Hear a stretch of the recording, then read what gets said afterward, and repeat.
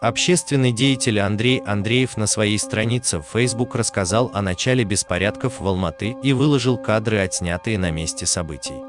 Я видел, как это все начиналось. Все эти дни катался по городу и видел, как все происходило на самом деле, поэтому мне новостные сводки были не нужны.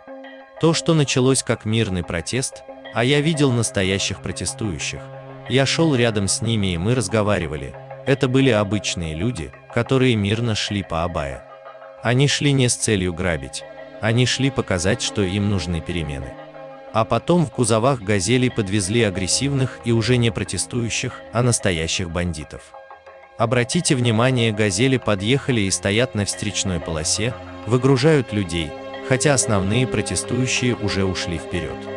Даже женщина оборачивается, потому что она была одной из последних, а получилось так, что оказалась в середине, между протестующими и теми, кого подвезли. Я уверен, что Токаев прав, это специально спланированная и хорошо проработанная террористическая операция, просто вначале замаскированная под мирный митинг, комментирует он.